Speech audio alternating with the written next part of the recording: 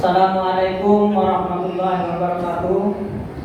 Alhamdulillahirabbil alamin wa bihi nasta'in wa ala umuri dunya waddin. Sallallahu ilaha illallah wa la syarika lah wa asyhadu anna Muhammadan abduhu wa rasuluhu la nabiyya ba'da, amma ba'du.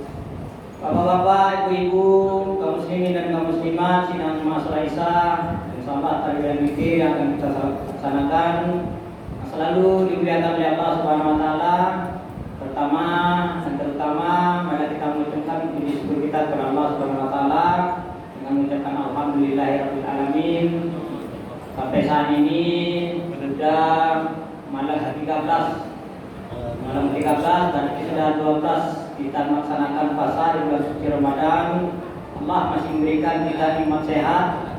Kemudian selanjutnya kita masih diberikan yaitu kesempatan untuk selalu beribadah hanya semata-mata karena Allah billahi ta'ala. Kemudian selawat dan salam kita peruntukkan para wajib dengan alam mengucapkan Allahumma shalli ala Muhammad wa ala ali Muhammad.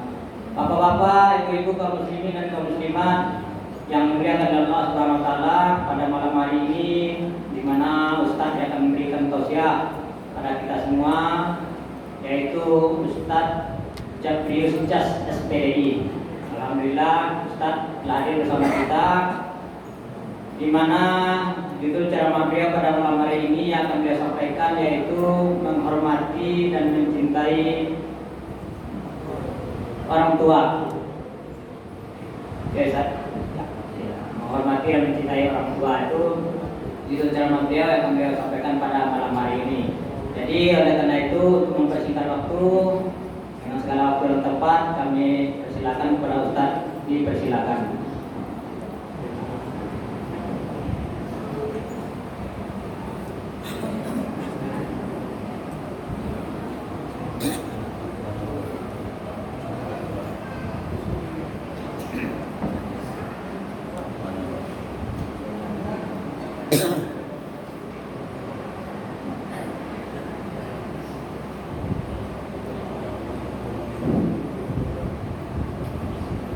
Assalamualaikum warahmatullahi wabarakatuh.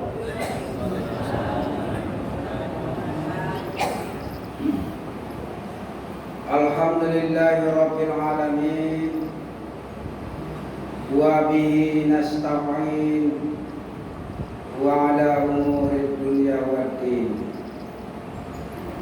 Asyhadu an la ilaha illallah wahdahu la syarika lah wa asyhadu anna Muhammadan abduhu wa rasuluh.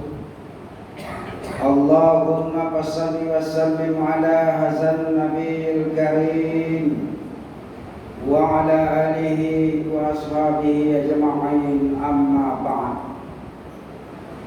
Yang kami hormati ketua dan pengurus masjid kita, Masjid An-Nisa Taqwa Desa Seberang Talu, Bapak Ibu jamaah yang berhadir, Bapak Ibu orang tua kami di sini yang kami muliakan.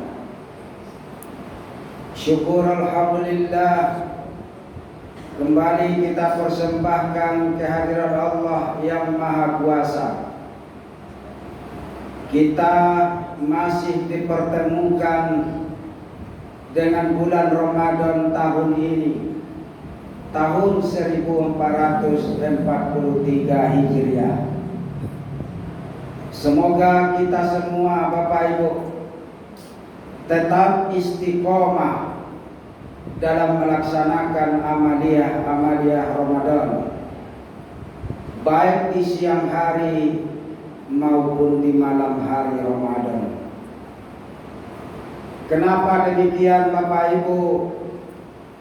Tidak ada jaminan sama sekali bahwa kita akan berjumpa dengan Ramadan tahun yang akan datang. Jangankan berjumpa dengan Ramadan tahun yang akan datang Bapak Ibu, Ramadan tahun ini saja belum tentu kita bisa menamatkannya. Kita masih ingat Ramadan tahun yang telah berlalu, masih ada sebahagian dari saudara-saudara kita, masih ada sebahagian dari orang tua kita yang hadir dalam saf-saf sholat tarawih kita Ramadan tahun kemarin. Tapi pada Ramadan tahun ini, sebahagian di antara mereka tidak dapat lagi hadir dalam saf-saf sholat tarawih kita, karena sebahagian dari mereka sudah dipanggil menghadap Allah Subhanahu wa Ta'ala. Oleh sebab itu, Bapak Ibu jamaah yang berhadir, orang tua kami di sini, berhubung Allah Subhanahu wa Ta'ala masih memberikan kesempatan untuk hidup di atas dunia ini kepada kita, bisa berjumpa dengan Ramadan tahun ini, maka istiqomahlah kita dalam melaksanakan amaliyah Ramadan ini. Kemudian salawat beserta salam kita sampaikan kembali kepada arwah Nabi kita, Nabi Muhammad sallallahu alaihi wasallam. Allahumma shalli ala Muhammad wa ala ali Muhammad. Semoga kita semua Bapak Ibu tergolong kepada umatnya yang akan menerima syafaatnya kelak di kemudian hari. Amin ya rabbal alamin. Sebagai judul tausiah Ramadan kita pada malam yang ke-13 ini, yang telah ditetapkan dan disusun oleh LP2A Kabupaten Kuantan Singingi, yaitunya menghormati dan menyayangi kedua orang tua. Sebenarnya kita sudah sama-sama paham Bapak Ibu, sudah sama-sama mengamalkan bagaimana pengabdian seorang anak kepada kedua orang tuanya.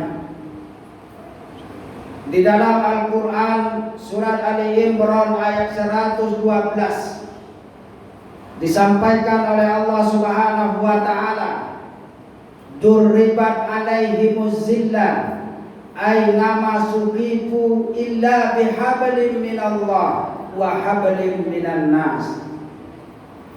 Kamu akan ditimpa kehinaan di mana saja kamu berada, kata Allah, kecuali kamu menjalin hubungan baik dengan Allah Subhanahu wa Ta'ala dan menjalin hubungan baik dengan sesama manusia.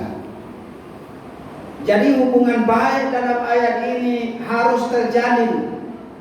Yang pertama, hubungan baik dengan Allah Subhanahu wa Ta'ala.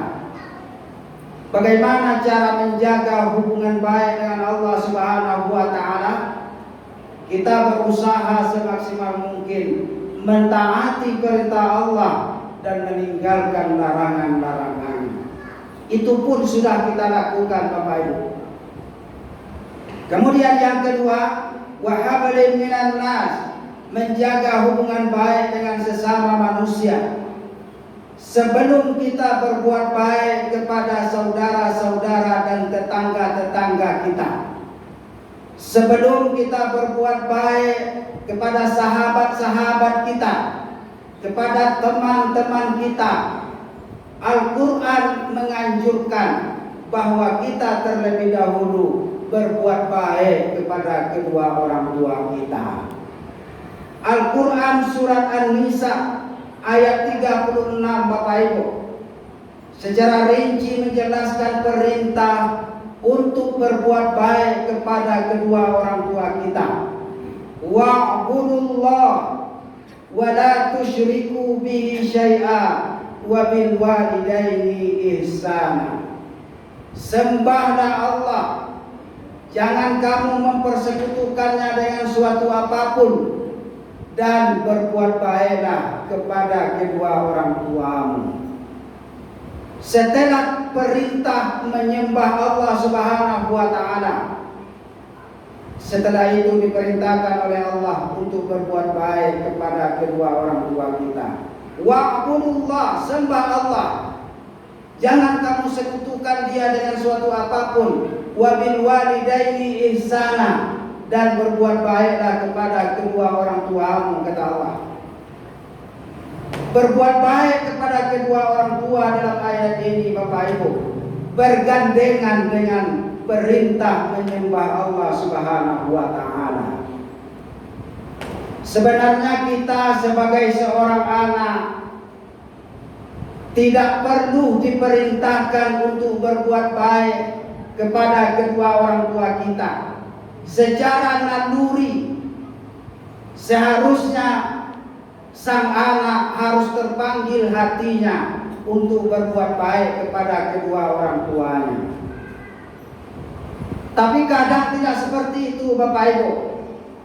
Banyak sekali ayat-ayat di dalam Al-Quran dan hadis-hadis Nabi SAW yang memerintahkan anak untuk berbuat baik kepada kedua orang tuanya.